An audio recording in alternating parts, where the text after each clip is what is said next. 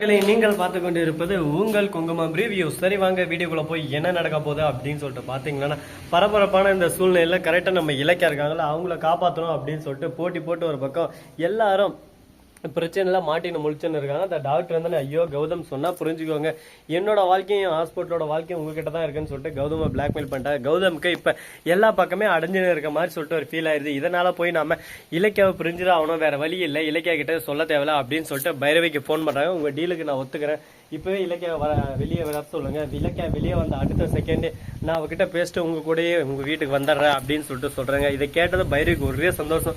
அஞ்சலி கிட்ட சொல்றாங்க, ஆனா அஞ்சலி இதுக்கு ஒத்துக்க மாட்டேன்னு சொல்லிட்டாங்க. என்னடா நடக்குது அப்படின்னு சொல்லிட்டு பாத்தீங்கன்னா, ஆமா இதுக்கு ஒத்துக்கிட்டா லாஸ்ட்ல நாம தான் தலைவலியில மாட்டுவோம், இதுக்கு நம்ம ஒத்துக்க வேணாம், அப்புறம் நம்மளோட சூழி முடிஞ்சிடும், நம்ம வயிற்றுல குழந்தைன்ற விஷயம் தெரிய வந்துடும் அப்படின்னு சொல்லிட்டு முடிவு பண்றா. பைரவி கிட்ட டீலிங் பேசுறா. பைரவி ஆன்டி இந்த பாருங்க, இந்த மாதிரி தான், இப்படிதான் இதுதான் நடந்துச்சு, இப்போ நான் வந்து உண்மையை சொல்லிட்டோம்னா அடுத்த செகண்டே அவள் வந்து ஈஸியாக இன்னும் போயிடும், அவள் வெளியே வந்தால் சும்மா இருப்பான்னு சொல்லிட்டு நினைக்கிறேன். அஞ்சல் இலக்கியா வந்து கொஞ்ச நாளே என்னோட போலி கர்ப்பத்தை எல்லாருக்கும் நிரூபிச்சிருவா. கரெக்டாக வெளிச்சம் போட்டு அடுத்த செகண்டே கரெக்டாக இந்த இடத்துல வந்து நீங்கள் போலியாக தானே எல்லாம் பண்ணீங்க அப்படின்னு சொல்லிட்டு கௌதமும் உங்ககிட்ட இருந்து விட்டுட்டு போயிடுவாரு. இந்த நிலைமை உங்களுக்கு வேணுமா சொல்லுங்க அப்படின்னு சொல்லிட்டு அஞ்சலி கேட்குறா. உடனே என்னடி சொல்கிற, அப்படின்னா வயிற்றுல இருக்கிறது உண்மையான குழந்தை இல்லையா அப்படின்னு சொல்லிட்டு கேட்க, இல்லை என்னை மன்னிச்சிருங்க, எனக்கு எப்பவுமே குழந்தை பிறக்க முடியாதுன்னு சொல்லிட்டு டாக்டர் சொல்லிட்டாங்க, எனக்கு வேற வழி தெரியல இப்படி பொய் சொல்றது தவிர. அந்த பொய்யவே அப்படியே சொல்லி சொல்லி சொல்லி இப்போ மெயின்டைன் பண்ணி இந்த ஒரு சுச்சுவேஷன்ல வந்து நின்று இருக்கு. இப்போ என்னதான் பண்றது, இதுக்கு ஒரு முடிவே இல்லையா அப்படின்னு சொல்லிட்டு கேட்டுன்னு இருக்காங்க. எல்லாத்துக்கும் ஒரு முடிவுன்னு ஒன்று இருக்குங்க. அந்த முடிவை நாம எப்படி தேர்ந்தெடுக்கிறோம் அதை பொறுத்து தான் அந்த முடிவு அமையும். இப்போ நம்ம கௌதம் தேர்ந்தெடுக்கிற முடிவு சரியான முடிவா அப்படின்னு சொல்லிட்டு பார்த்தீங்கன்னா, இலக்கியாவுக்கு சரியான முடிவு, கௌதமுக்கு தவறான முடிவுங்க. ஏன்னு சொல்லிட்டு பார்க்குறேன்னா, கரெக்டாக இன்னும் எதனா ஒரு எவிடன்ஸை வச்சு நம்ம எதனா ஒன்று போராடலாம் அப்படின்னு சொல்லிட்டு நினச்சிருக்கலாம். இருந்தாலும் இலக்கியா மேல இருக்கிற பாசமும் இலக்கியா மேல இருக்கிற கண்மூடித்தனமும் இந்த மாதிரி பண்ணிட்டாங்க. அதே மாதிரி தான் நம்ம இலக்கியாவும் இதுக்கு முன்னாடி அந்த கான்ட்ராக்டுக்கோசரம் கௌதம் நல்லா இருக்கணும்னு சொல்லிட்டு பண்ணாங்க. அது நம்ம கௌதமுக்கு தப்பா பட்டுச்சு. இப்ப கௌதம் இலக்கியாவுக்காக பண்றாரு. இது என்ன சொல்றதுன்னு சொல்லிட்டு எனக்கு ஒன்றும் புரியல. அவங்களுக்குன்னு ஒரு நிலைமை வரும்போது மட்டும் இந்த மாதிரி பண்ணிடுறாங்களே அப்படின்ற மாதிரி தான் ஒரு பக்கம் வருத்தமா இருக்கு மனசுக்கு.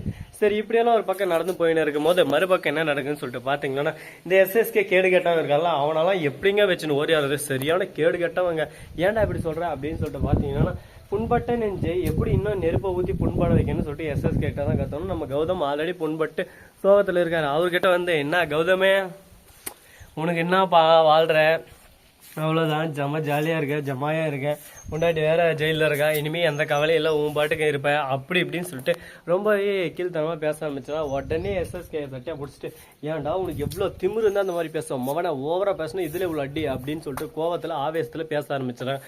உடனே எஸ்எஸ்கே வந்து என்ன இப்போ தப்பாக பேசணும் அப்படி இப்படின்னு சொல்லிட்டு சொன்னிருக்க, இனிமேல் உன் வாழ்க்கையில் உன் பொண்டாட்டி இல்லைடா, நீ அனாத நாயிடா, இலக்கிய அவன் மறந்து அப்படி இப்படின்னு சொல்லிட்டு பேசிட்டாங்கன்னு போயிடறாங்க. கௌதம்க்கு ஒரு பக்கம் கண்ணீர் அழுகை தாங்க முடியல. என்னடா இது, நம்ம வாழ்க்கை அவ்வளோதானா, நம்ம இலக்கியா நம்மளை விட்டு போயிடுவாளா, நம்ம இலக்கியா நம்ம கூட இருந்தால் தான் நம்மளுக்கு சந்தோஷம் அப்படின்னு சொல்லிட்டு நினைச்சு ஒரு பக்கம் கதறி அழுறாரு. அதை பார்க்கும்போது நமக்கே ஒரு பக்கம் கண்ணு கலங்குனா பார்த்துக்கோங்களேன். சரி விடுங்க, எல்லாம் நடந்துச்சு, போனது போச்சு, வந்துச்சு, அடுத்து என்ன நடக்குதுன்னு சொல்லிட்டு அடுத்த நடவடிக்கை பார்க்கணும்.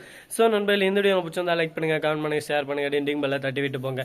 அப்பதான் நான் போற அடுத்த வீடியோ உடனுக்குடன் வரும். மிக்க நன்றி, தேங்க்ஸ் ஃபார் வாட்சிங், டாடா, see you, நன்றி, வணக்கம்.